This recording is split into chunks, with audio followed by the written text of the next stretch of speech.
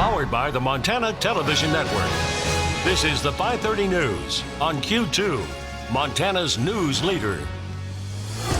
Good evening, everyone. Thanks for joining us tonight. I'm Russ Riesinger. Fire tears through a cafe in Roundup, destroying it and injuring a firefighter in the process.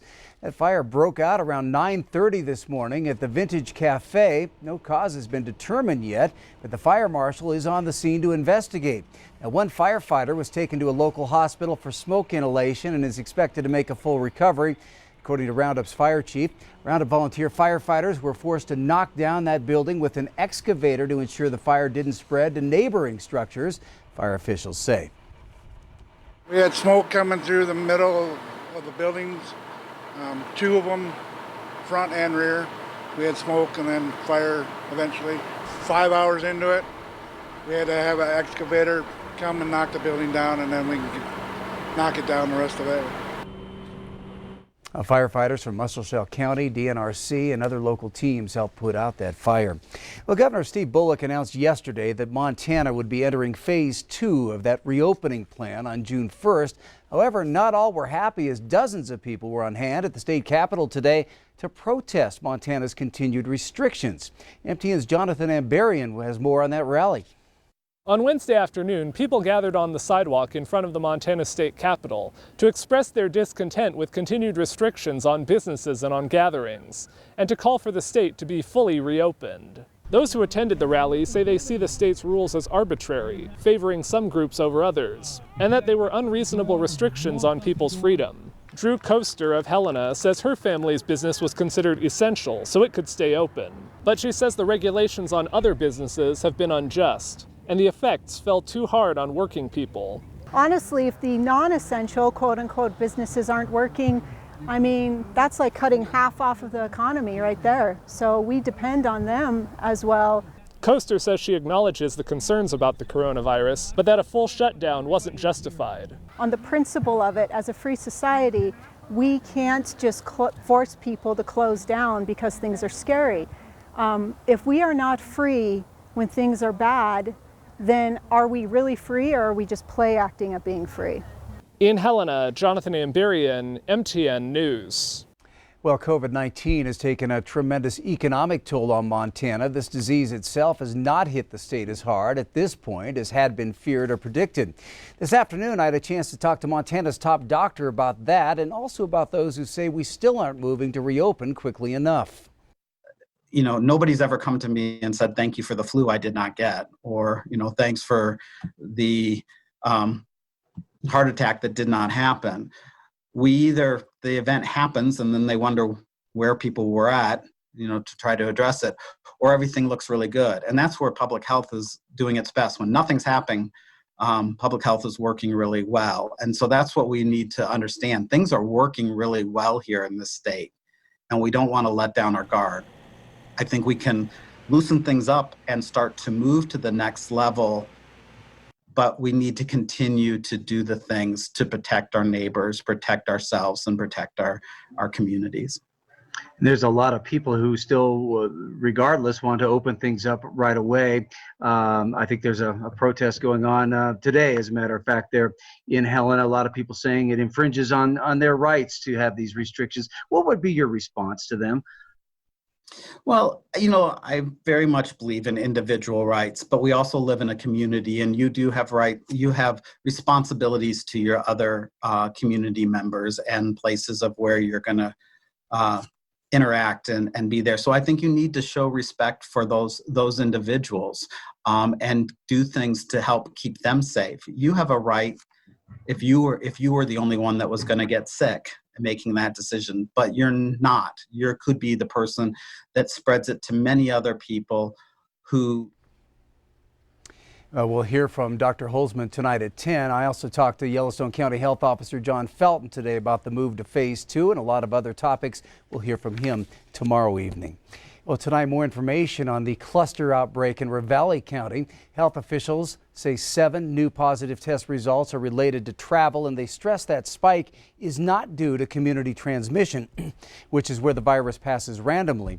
All those infected are male, and the latest information shows 2 men in their 60s, 2 men in their 20s, 3 boys between the ages of 10 and 19.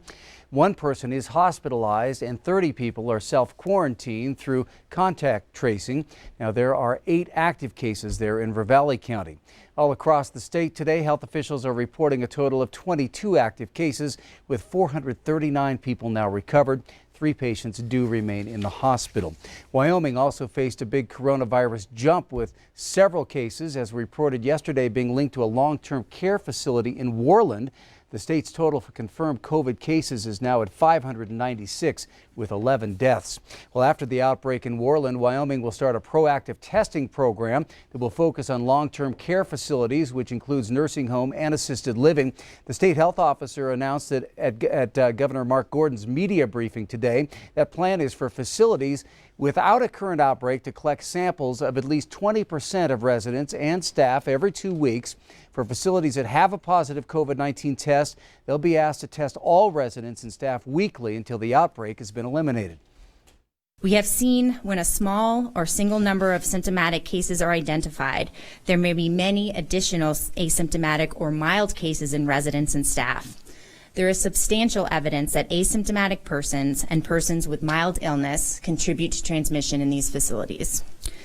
More testing in these settings helps us limit and control the outbreak with actions such as grouping staff and residents and limiting interaction between those groups and using isolation and quarantine strategies. Dr. Harris says her office will work with facilities which can use either a private laboratory or the Wyoming Public Health Laboratory.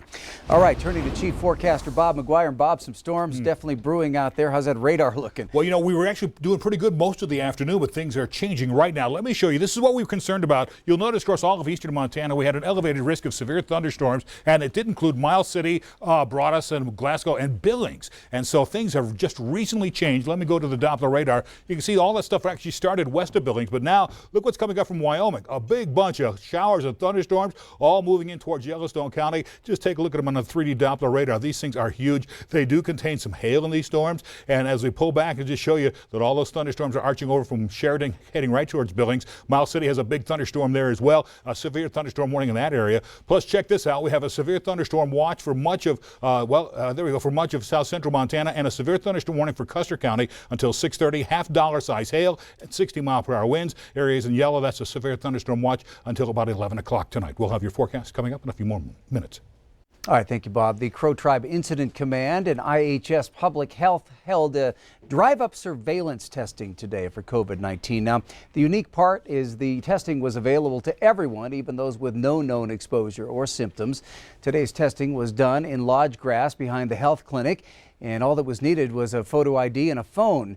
And a phone number, I should say, or address. Another round of surveillance testing will be held on Friday. That'll be from 10 to 4 at Prior Plenty-Coup High School. They're looking to expand into other communities, but those details have yet to be finalized. Well, since the pandemic began, pediatricians have noticed a drop in the number of parents bringing their kids in for routine vaccines. But they want you to know coming in to be seen for these appointments is safe. Local healthcare providers are taking the precautions listed on your screen there to keep patients safe. Dr. Russ Riesinger, a pediatrician at Billings Clinic, was a guest on Montana This Morning to talk about the possible outcome if more kids are missing those vaccines. Several of the vaccine preventable illnesses are highly contagious, such as measles, and it takes just a small drop of the vaccination rates to really start to see pockets of those diseases start to spread. And as we all come together, we know that's what spreads disease, and it can become quite concerning as those young kids that are most susceptible are being under-vaccinated. And a list of the recommended vaccinations for children by age can be found on the CDC website. Well, doctors are learning about new skin symptoms related to the coronavirus. Dr. Doug Nelson with Kalispell Regional Hospital says doctors are referring to this skin condition as COVID toes. Well, classic symptoms of coronavirus are fever, chills, and upper respiratory issues. Dr. Nelson says swelling, redness, and itching are all symptoms. It's still unknown exactly what causes this, but Dr. Nelson says research is showing there is a link between the virus and an inflammatory response in the blood vessels, which causes the swelling and itching. How it happens is still not entirely known, but it's similar to what's called chilblains or pernio, which is a sort of a condition that some people get in their toes after they've gotten too cold, not quite frostbite. Currently, COVID toes are presenting in both children and adults. Dr. Nelson says if someone does show symptoms, there's no evidence suggesting the person would be at risk of losing their toes. We'll head on tonight's 5:30 News, a story highlighting how business owners are reacting to the opening of Yellowstone National Park and their future. And in sports, Scott's on the tennis court with one of the high school's all-time great players right from here in Billings. You're watching MTN News with Janelle Slade and Russ Riesinger. Storm Tracker weather with Bob McGuire. And sports with Scott Green. This is the 5:30 News on Q2, Montana's news leader.